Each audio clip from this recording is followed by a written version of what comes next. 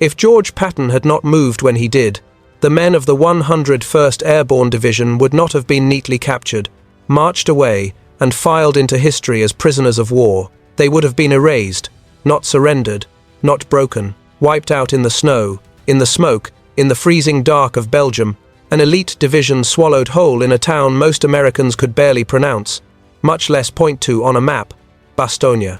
They were trapped there like men sealed inside a steel drum. Ammunition was running low. Medical supplies were vanishing faster than the wounded could be carried in. Food was being measured by handfuls. Time was the only thing they could not ration, and it was bleeding out by the hour.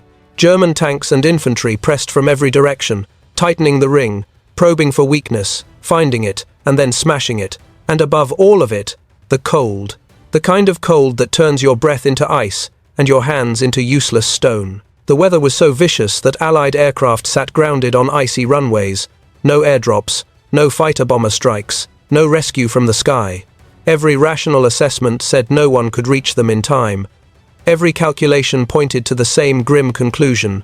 The Screaming Eagles were doomed. Everyone accepted that reality. Everyone except one man, and, at the highest level, the one commander who realized that the only way out was to gamble on the most dangerous kind of talent. The clock began ticking on the 19th of December, 1944. Inside Supreme Headquarters, Allied Expeditionary Force, the Situation Room felt heavy, as if the winter sky had seeped through the walls. Maps covered the tables.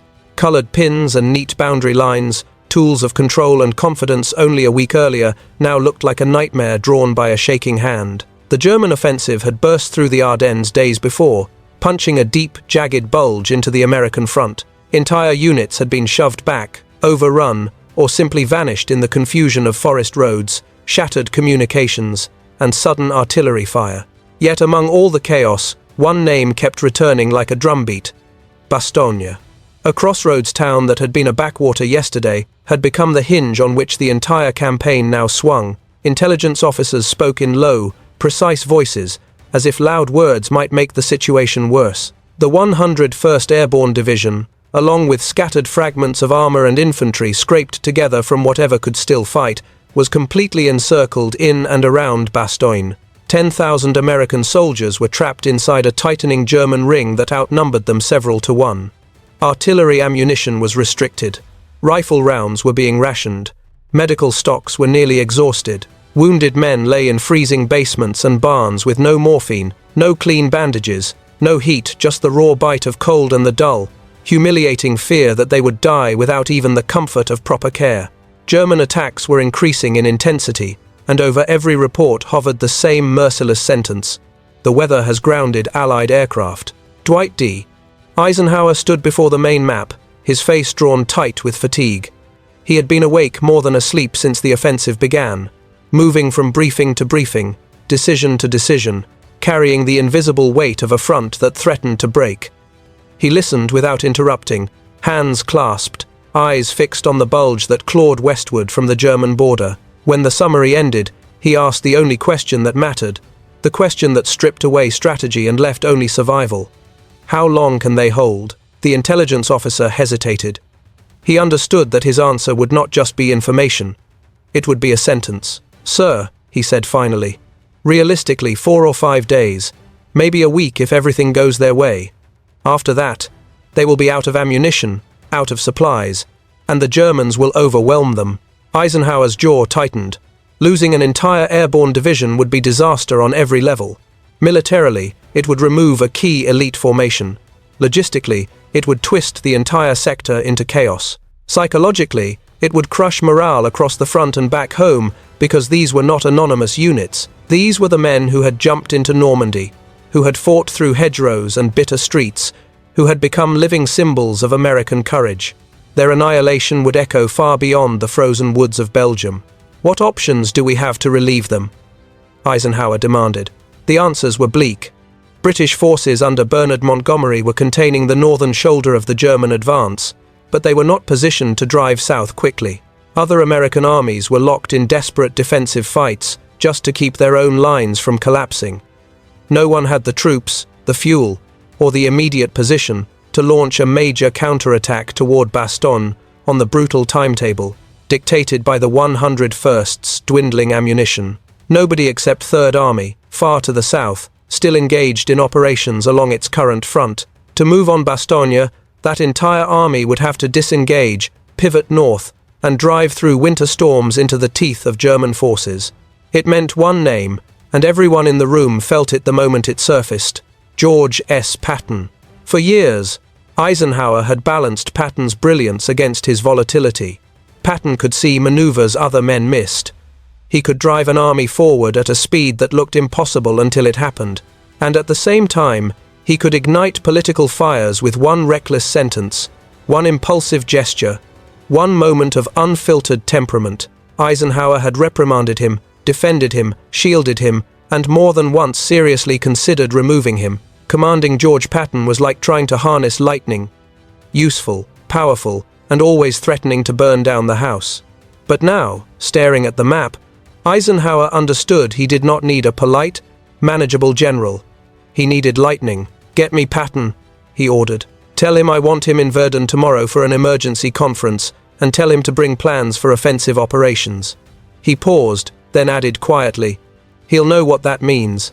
After the staff hurried off, Eisenhower remained alone for a moment in the dim room, surrounded by maps and silence. His aide, Harry Butcher, later recorded that he heard Eisenhower murmur under his breath, not as a distant commander, but as a man pleading with a dangerous ally.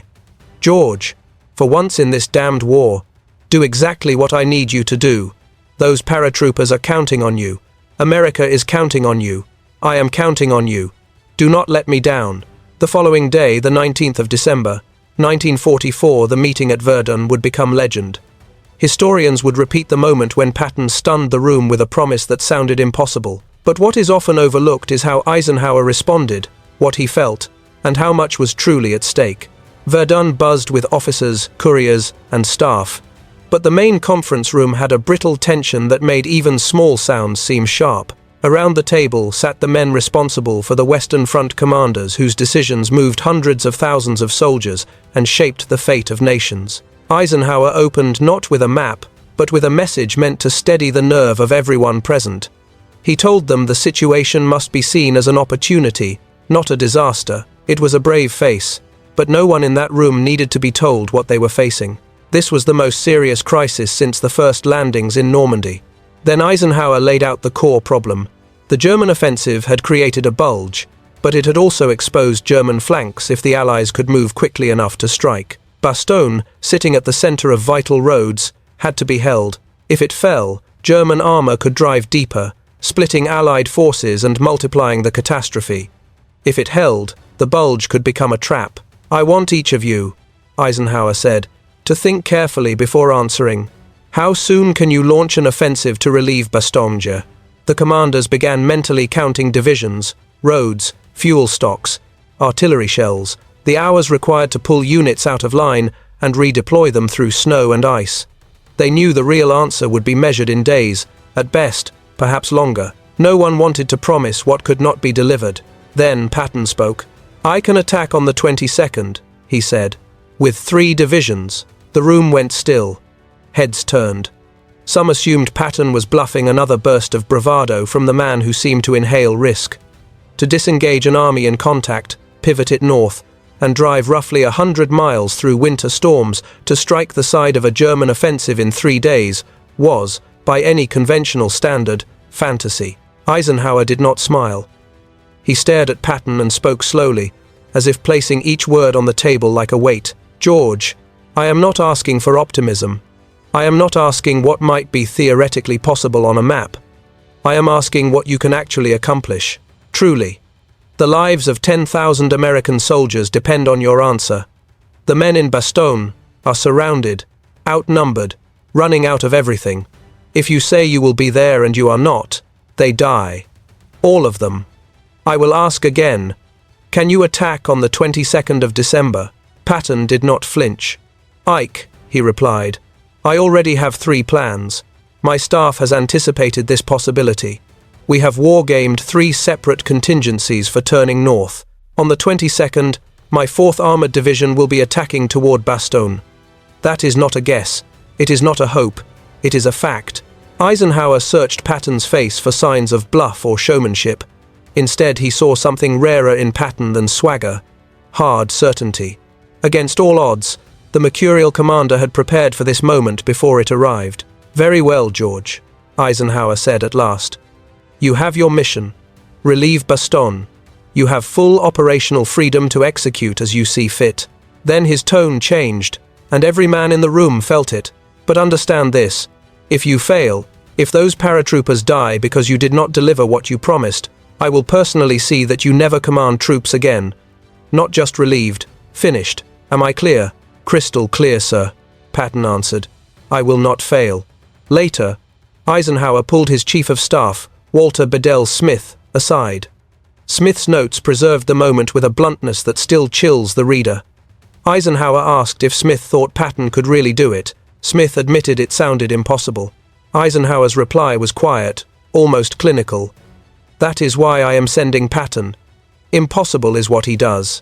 What followed from the 20th through the 26th of December was, on paper, a series of movements and engagements. In reality, it was a race against a merciless clock. Patton's headquarters erupted into frantic action. Orders were issued at a pace that stunned even veterans. Traffic was rerouted. Supply lines were reorganized. Divisions were turned around on snow-choked roads that could barely support the weight of a truck, much less a war. Men drove through darkness with blackout lights, engines coughing in the cold, while military police tried to force order onto roads that wanted to become chaos. And far away, inside the ring at Bastogne, the 101st fought like men who understood there would be no second chance. Artillery hammered their positions day and night. German infantry pressed closer, supported by tanks that rumbled like monsters through the trees. Ammunition dwindled with every fire mission. Medical officers begged for dressings and morphine. Wounded men lay shoulder to shoulder in makeshift shelters, frost creeping into their clothes, pain turning into delirium. The cold did not merely hurt, it robbed them of strength, of patience, of hope. Then came the German demand to surrender. The acting commander inside Bastogne, General Anthony McAuliffe, received the ultimatum, an offer wrapped in threat, written to sound polite but meant to terrify. McAuliffe's answer was a single word that became famous: nuts. When Eisenhower read the report, a weary smile flickered across his face. "At least their spirit is not broken," he said. But spirit alone could not stop shells, bullets, and steel. Patton had to get there. On the 22nd of December, as promised, elements of Third Army began their attack northward. They ran into everything winter, and the Wehrmacht could throw at them. Icy roads, slick as glass, blown bridges, ambushes from hidden tree lines, dug-in anti-tank guns, determined rear guards who fought not to win but to delay. Every mile was paid for. The advance was slower than Patton wanted, and more dangerous than anyone at headquarters liked to admit out loud. Inside Bastogne, the situation tightened further. Some units were down to a handful of rounds per rifle. Artillery shells were treated like gold, fired only when absolutely necessary. Each shot weighed against the next attack that might be worse. Men stared out into blowing snow, knowing that beyond the white curtain German soldiers were forming up again, preparing another push. Eisenhower sent messages to McAuliffe. "Hold at all costs. Relief is on the way." But in private notes, he admitted the truth that haunted him. He had gambled everything on Patton. If Third Army did not break through, Bastogne would fall, and the weight of that decision would rest on the man who authorized it. On the 23rd of December, the sky finally cleared enough for aircraft to fly. Transport planes roared in low, dropping bundles of ammunition, medical supplies, and food. Parachutes bloomed overhead like slow-motion salvation, and men on the ground watched them as if watching a miracle unfold. It bought time. It did not end the danger. German commanders, furious at the stubborn American resistance, prepared more attacks. Adolf Hitler had ordered Bastogne taken at any cost. He saw it not merely as a tactical objective, but as a symbol. Crushing elite American paratroopers there would prove Germany could still strike fear into Allied hearts. Eisenhower sent urgent messages to Patton. Maximum effort. The 101st cannot hold much longer. Whatever you are doing, do it faster. On paper, those words are just ink. In reality, they carried the weight of thousands of shivering men whose fate depended on engines turning and roads opening.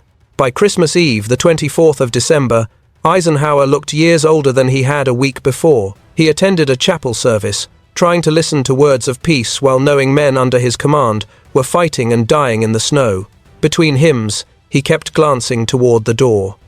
Reports from Patton's spearheads were cautiously optimistic, but still no breakthrough. They were closing in, yes, but Bastogne remained encircled, and the margin for error had shrunk to almost nothing. That night, Eisenhower sat at his desk and began drafting letters he prayed he would never send. Conditional letters prepared in case the worst happened. Letters to families. Notes meant to carry consolation, no words could truly deliver. An aide later remembered finding him late, surrounded by half-finished condolences. Eisenhower looked up and said quietly, "I hope to God I do not have to sign these." Christmas Day, the 25th of December, 1944 came and went. It should have been a day of candlelight and carols. For Eisenhower, it was a day of gnawing, relentless anxiety. He checked messages during services, after services, and deep into the night. Still no definitive word. Third Army was pressing closer. The 101st was still holding, still surrounded. The time left on the invisible clock felt like it was down to minutes. Then the 26th of December arrived. Late in the afternoon, the telephone on Eisenhower's desk rang. An aide answered, listened, and turned with an expression that made the room go silent. "Sir," he said, "it is General Patton. He says it is urgent." Eisenhower snatched up the receiver. Patton's voice came across the line, crackling with distance and adrenaline, and it delivered 4 words that carried 10,000 lives in their grip. "Ike, we are through." For a heartbeat, maybe two. Eisenhower said nothing. Men watching him later recalled that his shoulders sagged as if a physical weight had been lifted. His hand tightened around the phone, knuckles whitening. "George," he said at last, voice unsteady. "Say that again." "We are through to Bastogne," Patton repeated. "The 4th Armored has made contact. The corridor is narrow, but it is open. We are pushing supplies and reinforcements through now." Bastogne is relieved. Eisenhower's reply came thick with emotion. "George, I thank God. Thank you. You did it. You saved them." Patton, never comfortable with overt sentiment, deflected the praise the way he always did. "Just doing my job, Ike. Those paratroopers did the real work. We just opened the door." But Eisenhower would not let him diminish it. "No, George, do not undersell this. You turned an entire army in a blizzard and broke through against odds everyone said were impossible. That is not just doing your job. That is why you are indispensable, difficult as hell, but indispensable." After the call ended, Eisenhower remained standing, staring at the map where a thin line now connected Third Army to Bastogne. Witnesses recalled his eyes were wet, and he did not bother to hide it. He turned to his staff and spoke with a blunt honesty that cut through months of controlled military language. "Gentlemen, General Patton has just accomplished something I will remember as long as I live. He saved 10,000 American soldiers who were hours, perhaps minutes, from annihilation. He did what I asked him to do. When I asked him to do it, against odds everyone said were impossible. George S. Patton is the most difficult subordinate I have ever had. He is also beyond question one of the finest battlefield commanders this country has produced." Messages flew out across the command. Congratulations to the 101st for their stubborn, almost superhuman defense. Commendations to Third Army for the rapid relief operation, reports to Washington that Bastogne had been held, and the German offensive blunted. But Eisenhower also wrote something more personal, words meant not for the public, but for the man who had just carried his gamble across the finish line. He sent a telegram to Patton, expressing gratitude and admiration for what Third Army had accomplished, emphasizing the simple fact that Patton had given his word and kept it. In doing so, he had saved not only trapped soldiers, but the campaign's fragile balance. "Well done," Eisenhower implied, did not begin to cover it. And later that evening, Eisenhower's aide found him alone again, staring at the same map. The line to Bastogne was no longer a thread, it was being reinforced and widened. Eisenhower traced it with one finger and murmured almost to himself, 4 more hours. That was all he believed. He had left 4 more hours before the defenders would have been overrun. 4 hours between salvation and annihilation. Whether that estimate was exact or born from the strain of sleepless days, it revealed the truth of what had haunted him. The sense that he had been standing at the edge of a cliff, and Patton had reached out and yanked him back at the last possible instant. In the days that followed, Eisenhower's private comments about Patton mixed relief with a sober, almost clinical appreciation. To General George Marshall in Washington, he wrote frankly that Patton had saved his command, and that the psychological impact of losing an entire airborne division would have been catastrophic. Questions would have been raised about strategy, competence, and leadership. Patton had prevented that disaster. Whatever difficulties Eisenhower had endured with him, and they had been many, this operation alone justified every painful decision to keep him in command. To Montgomery, coordinating operations on the northern flank, Eisenhower's message carried diplomatic praise with a sharp subtext. The relief of Bastogne demonstrated American operational capability. If anyone had questioned American effectiveness, Bastogne should put those doubts to rest. The words were polite, but the meaning was unmistakable. American forces had not merely endured, they had executed one of the most demanding maneuvers of the war and succeeded. In his diary, Eisenhower was even more candid. He admitted that he had spent years wrestling with Patton's ego, his outbursts, his controversies. There had been times he wanted to relieve him and be done with it, times he doubted whether Patton was worth the constant supervision and political risk. Bastogne answered that question. Patton was worth every frustration, every angry conversation, because when it mattered most, when 10,000 men were on the brink, George delivered. Not eventually, not late, exactly when and how he said he would. That, Eisenhower recognized, was the mark of a great commander. In the new year, early January of 1945, Eisenhower wrote Patton again, reflecting on what the relief meant beyond the immediate tactical victory. Patton had not only executed a maneuver, he had given hope to men who had every reason to believe they were abandoned. He had proven American forces could carry out complex, high-speed operations under the worst possible conditions.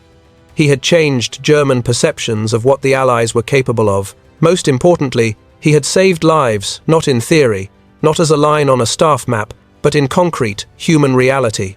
Every man of the 101st who later returned home carried a part of that speed and aggression in his survival. Years later, in his memoir, Eisenhower devoted respectful attention to the Bastogne episode. He described the relief as one of the pivotal moments of the Western campaign, highlighting the extraordinary speed with which Third Army disengaged from its original front, pivoted, and attacked north. Movements like that, he noted, were often discussed in staff colleges as theoretical exercises.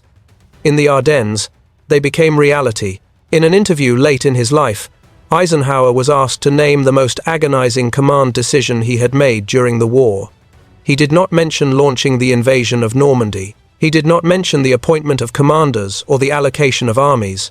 He said trusting Patton to relieve Bastogne had been a gamble of the highest order.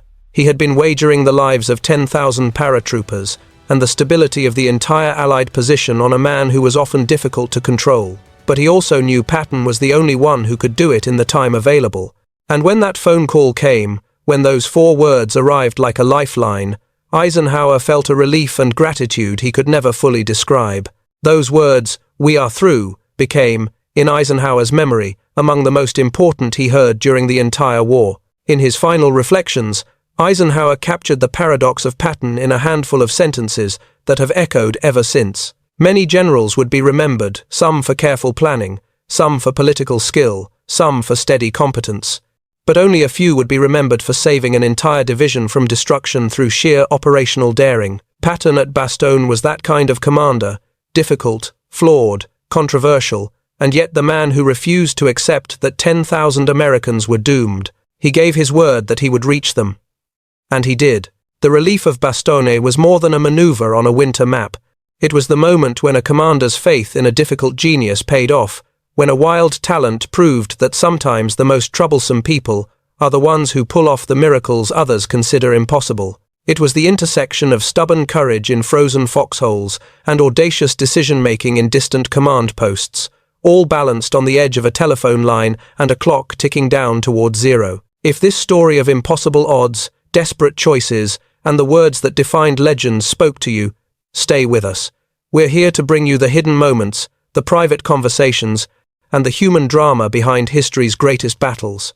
Hit subscribe, tap the notification bell, so you never miss the next episode, and leave a comment about what leadership under pressure means to you. And if you want to directly support the channel and help us keep bringing these stories to life, your super chats and super stickers make a real difference, because sometimes history turns on a decision made in the dark, and sometimes 10,000 lives hang on 4 short words.